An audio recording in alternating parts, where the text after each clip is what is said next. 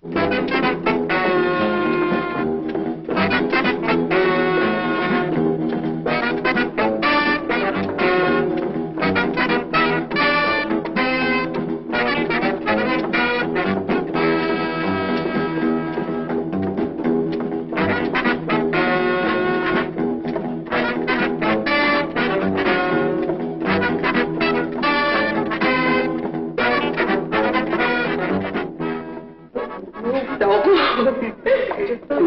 really got to see that.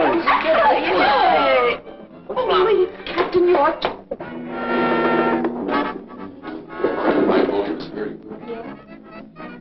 I keep forgetting.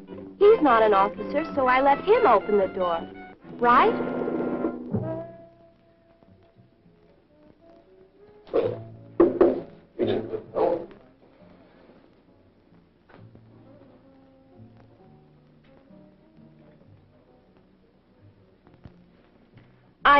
I never know which one to use.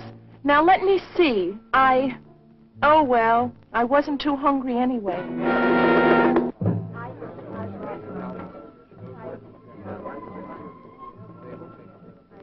Oh, no. No one's talking to the guest of honor. Good manners, social grace, and courtesy are the mark of the successful service woman. They can also be used to describe successful people in all walks of life. Oh, we have so much trouble. Knowing what to do in specific situations is a matter of custom, instinct, education, and good taste. Some of them go on about the length of our skirts. You know, wow, I really thought I was going to catch it. Did she talk to you about it? Yeah, she talked to me about it. And wow, man, you could have knocked me over with a pin. Say, that's a beautiful dress. Where did you get it? Where did I... Oh, I bought it at Lorman's last Thursday. You know, I wish I could wear one of those. They're really cute, but, well, I guess they're a little young for me. But I thought, well, that you didn't dig. Oh, excuse me, ma'am. Well, that you didn't like mini skirts and clothes like that. No, now, that's not exactly right. We do have certain ideas about how you should look in your uniform, yes, about the tailoring, the fit, and how it should be kept. And I guess sometimes we do express these feelings rather strongly. Yes, ma'am. But really, that only applies to your uniform. How you dress in your off-duty hours is another matter. Now, we do expect the girls to show good taste in everything they wear, but that really shouldn't keep you from expressing your own individuality or personality and selection of clothes, hairstyles, and makeup. Yes, ma'am. Take miniskirts, for example. I think they're great, and you look good in them. And I really feel the same way about a lot of the other new and exciting styles.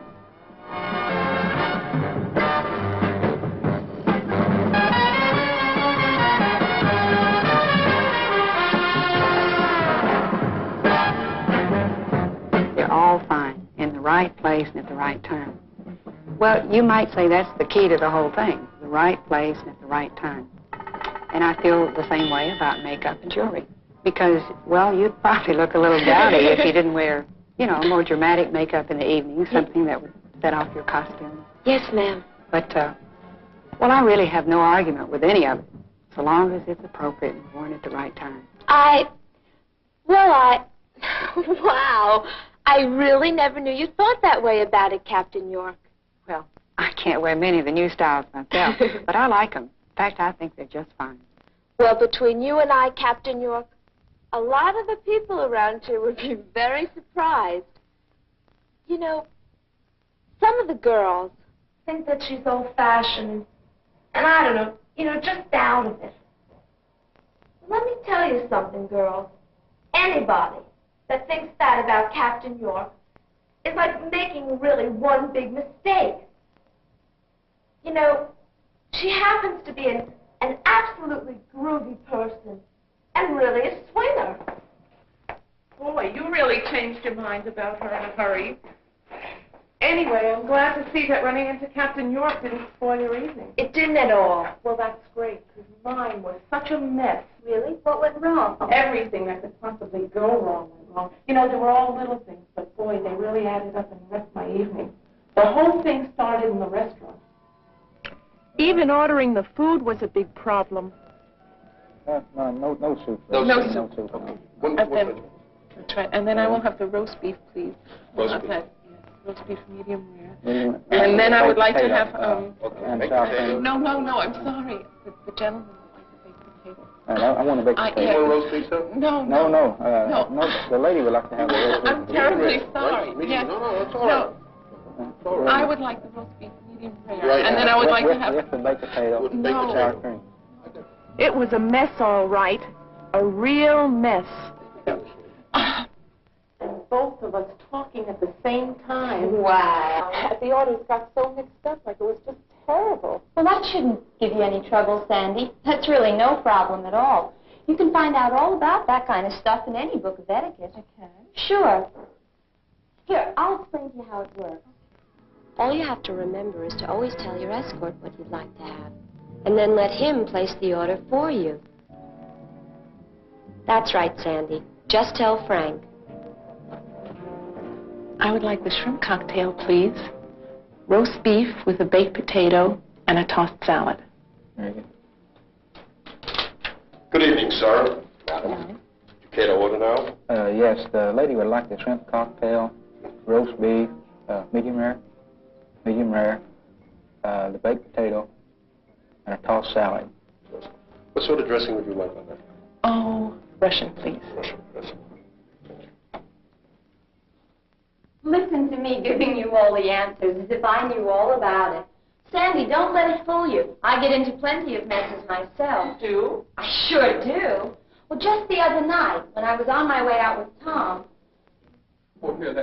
It was only a little thing, but it was so confusing. I have to stop and think these days, because I can't remember when I'm supposed to open the door and when I'm not. Well, all day long I open doors. And stand when I talk to the officers I work with. After a while, you get used to that. But I get kind of confused, because after 1,700 hours, this little pumpkin changes and becomes the lady. They stand for me. Reporting is directed, ma'am. Let's go. Oh, fine. How was it?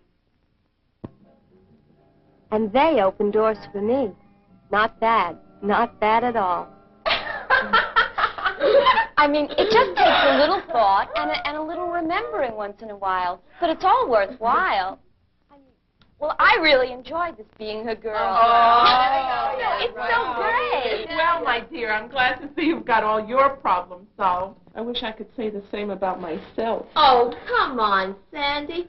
Maybe exaggerating. Not. It couldn't have gone that bad. Oh, it couldn't. Huh? Oh, okay. Come on, tell Mama all about it. What happened? All kinds of things.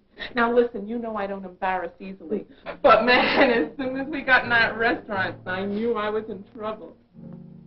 I didn't know which one to use, and I didn't want to look like a fool.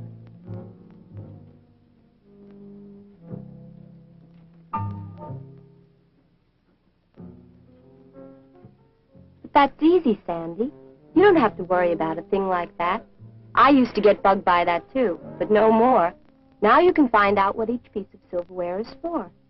But if you don't know, all you have to do is work from the outside of the service into the plate.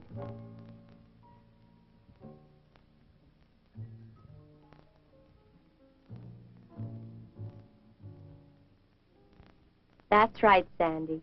That's right. The outside one. But that wasn't all. Oh, there's my favorite chaplain. Excuse me a minute. I'll be right back.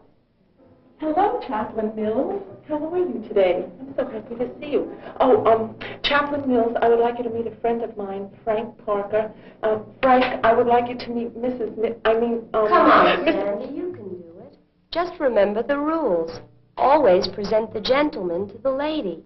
In the military, it's the junior to the senior member. And always mention the lady's name first. It's simple. Mrs. Mills, Chaplain Mills, may I present Sergeant Parker? Good evening, Sergeant Parker.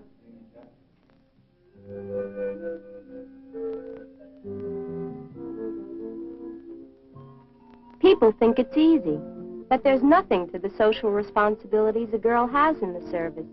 They just don't understand. I even had the same trouble with Tom.